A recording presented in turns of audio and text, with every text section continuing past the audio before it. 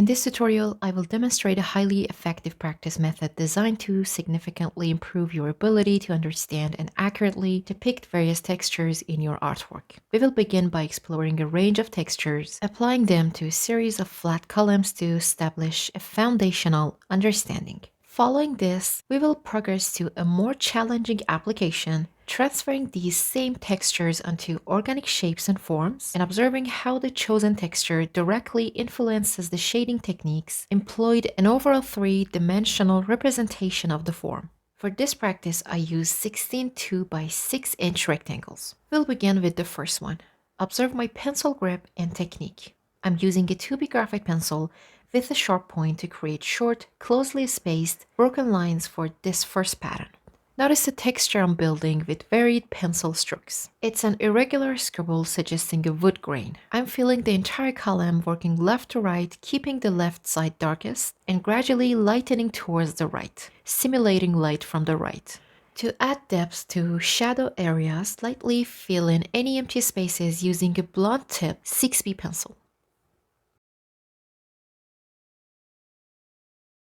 Next, we'll explore a different texture. You can continue using this same 6B pencil, or you can use an ink pen. Your choice of medium is entirely optional. Using hatching lines, create curved and arched forms similar to the previous texture, shading from left to right. The left side should be darker and denser with more closely spaced lines. Focus on creating a full texture on the left, spending more time on this area. This technique creates the impression of mossy or grassy hills. All of these textures can be inspired by nature and the surrounding environment. Now for the next texture, I'm going to create a texture again with lines and hatching techniques. However, this time my lines will be thinner and longer marks and strokes. I want it to resemble a wooden texture, similar to the texture one might see on a tree trunk. To further enhance this impression of a tree trunk, I will add some dots and small circles amongst these lines. This will help to give off the vibe of a tree trunk. Naturally, I'll spend more time on the left side of each column to create a darker effect. There will be a greater density of texture on this side, with some areas completely black. Conversely, the right side will be lighter. This exercise is valuable because it teaches how to render each texture effectively in both light and shadow. It demonstrates how to create and adapt this specific texture across a range of tonal values, from light surfaces to shadowed areas. I'm using a 4B graphite pencil here, but feel free to use a 2B, 3B, or 6B, your choice. Remember, the main goal is to transition the texture from dark to light. Essentially, this is about shading each column using various techniques. Viewing it this way simplifies the process. I find this approach very helpful. I'm creating bolder, more blunt lines here to avoid completely shading and covering the area with graphite. My goal is to create lines and texture to fill this column, avoiding a solid, consistent layer of graphite. The emphasis is on using lines to build the texture. Remember this as you work. You'll likely need to sharpen your pencils throughout the process to create finer lines and details with a sharp point. A blunt tip creates bolder, darker lines and covers more area, resulting in a darker texture. A sharp tip, on the other hand, allows for finer, more delicate details. For the lighter right side of the column, a sharp tip is preferable. Notice how I repeatedly return to the left side, gradually extending the pattern to the right side. This layering process can be repeated until you achieve the desired result. Pay close attention to the column's very end on the left, adding details and texture until it's nearly fully covered. The extent of coverage will depend on the specific texture. For example, in some areas of some specific textures, I haven't completely filled the space even on the left side. In others, I've created very dark, almost black areas where the closely spaced strokes and patterns obscure the underlying texture. On the other hand, the far right is left almost white, again minimizing the visibility of the texture. As we know that in areas with excessive light, details of form, volume, texture, and planes can be lost. It is only in the middle sections of the column, where we find the midtones, that we can truly recognize the type of texture we are creating. This area possesses a balanced amount of light and shadow, allowing the eye to perceive sufficient information about the plane or surface. Therefore, we will begin with simpler patterns, experimenting with lines and dots before progressing to more complex patterns in the following 4 columns. Again, starting with the first column, I'm creating a pattern using random strokes, varying the density across the area. Some places denser, other less so.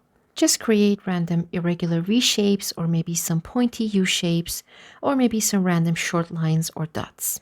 I'm currently using a 4B pencil. A 6B will produce bolder, darker lines. Alternatively, you could use a pen or marker. However, since my channel focuses on pencil and graphite drawing, I'm using graphite pencils here. As with the previous columns, I'll return to the left side, increasing the density and darkening that area. This demonstrates how the pattern would appear in shadow, whether applied to an organic form like an insect or fish, a tree trunk, fabric, stone, soil, moss-covered ground, furniture. The possibilities are endless. Observe nature for inspiration. It's a boundless source of textures. Practice these patterns in your sketchbook. Moving on to the next pattern, I'll sharpen my pencil to create fine, delicate lines, avoiding the heavy coverage of a blunt tip. While the first 2 patterns might seem similar at first glance, there are differences. The first is less dense with more irregular shapes, while the second is denser, composed of closely packed V's and U's. For the next pattern, I will create a series of random lines, some straight and some wavy, to evoke the texture of wood grain or perhaps the pattern found on an insect's wing. I have chosen to continue this pattern using my 6B pencil to achieve bolder lines. I will avoid overlapping strokes, instead placing them next to each other to create a more defined and separated effect. As with the previous patterns, I will concentrate on covering a larger area on the left side, increasing the density of the pattern there. I will also incorporate additional dots into this pattern.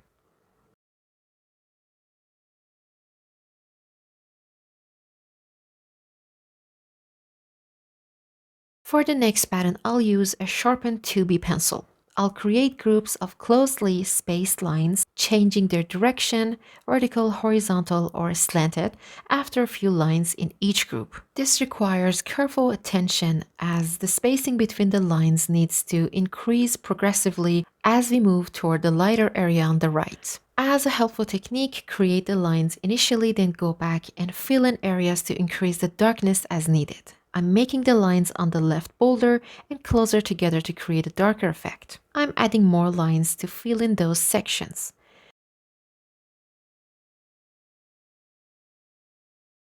The next pattern will be more challenging, so I'll sharpen my pencil again before starting. I'll repeat the process, but this time using curved lines instead of straight ones. I'll create random curved lines in various directions and angles, then fill in the spaces between them.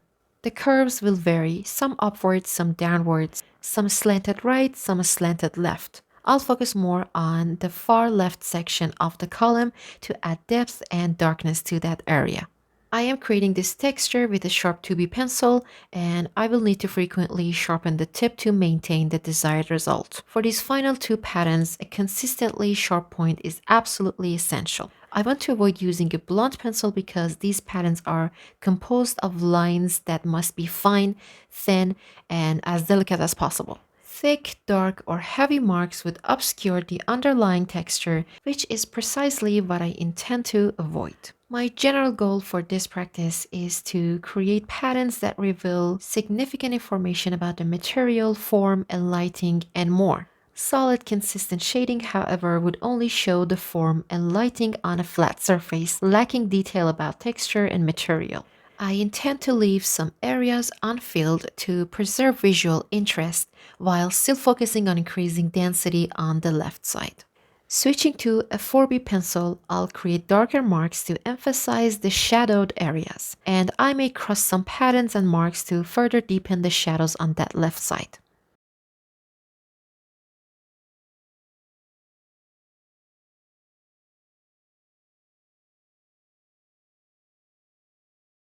For the next 4 columns, I'll explore patterns inspired by plants. The first will be a leaf pattern.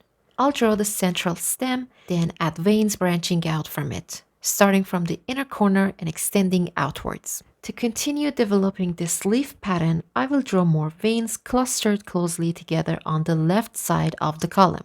I will then gradually decrease the density of the veins as I move towards the right side of the column. Finally, I will add further details to the texture by incorporating a few small dots.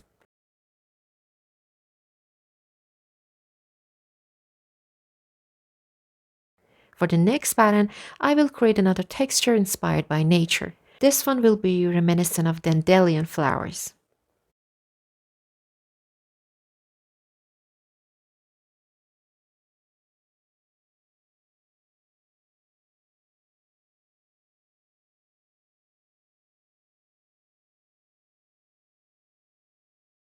The next pattern will depict the branches of a tree, plant, or bush.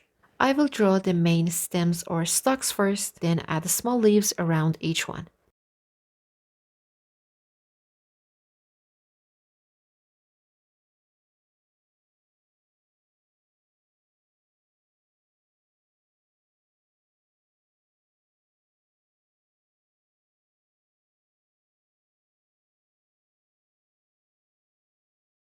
The final pattern in this row will be similar to the previous leaf pattern, but with a key difference. Instead of broad leaves, I will draw needle-like leaves, similar to those found in pine trees.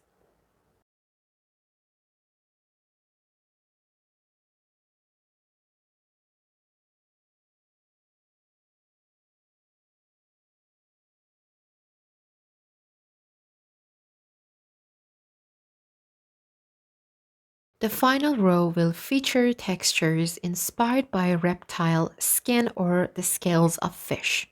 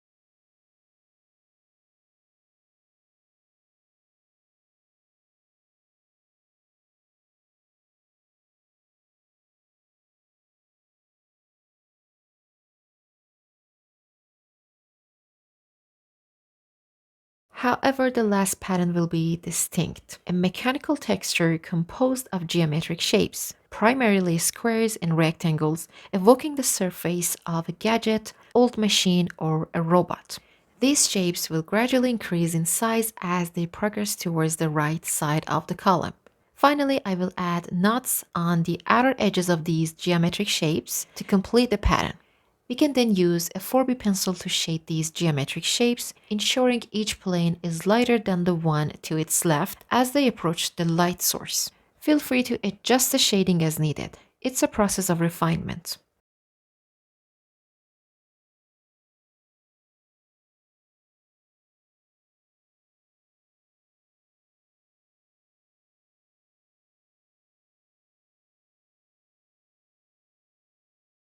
Now we'll apply these textures to organic shapes, the main goal of this exercise. But first I'll demonstrate a basic shading technique on organic shapes before adding texture.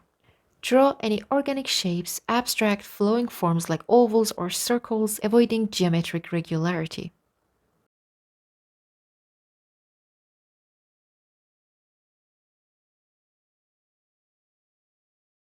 Establish a light source, then shade each form based on its position relative to that light source. Beginning with this shape, I'll locate the highlight area first, placing the darkest values opposite. Notice I'm using a standard shading technique without any special texturing. To shade these forms quickly, I'm using the side of my pencil as I do not need to expend excessive time on this step. It is intended as a brief demonstration of a quick shading technique. A cast shadow will be added to the ground beneath each form using the same rapid shading method.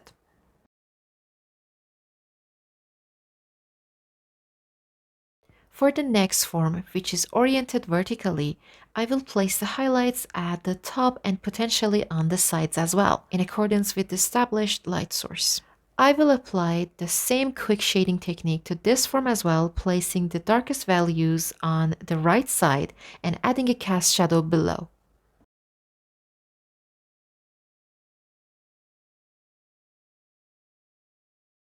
For the next form, again, I will first identify the highlight area, then shade the shadowed areas using the side of my pencil. Since only the back portion of this form touches the ground, the cast shadow will be placed accordingly, to the side and not directly beneath.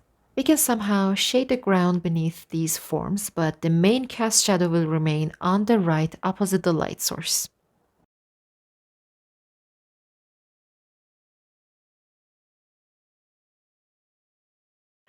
For this next shape with the light source to its left, the top will be predominantly highlighted. As you've noticed, the placement of highlights, shadows, midtones, and cast shadows will vary depending on the form's orientation relative to the light source.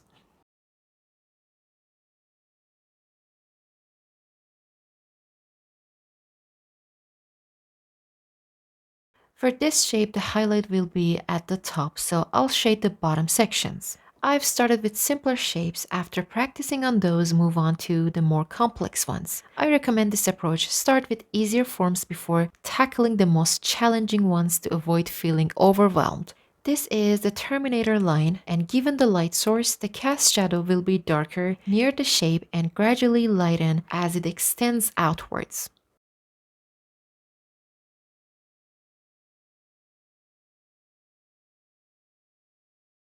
For the next shape, with the light source hitting from the side, the highlights will be at the top, shadows on the right, and a terminator line will separate the light and shadow areas.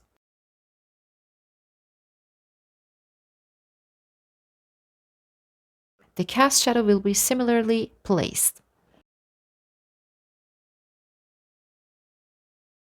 The area where two forms meet must have really dark shadows, which we call this shadow occlusion shadow. I explained all of these on my previous tutorials, but for those who are new to these expressions, you can just check the link above to get familiar with the basics of light and shadow.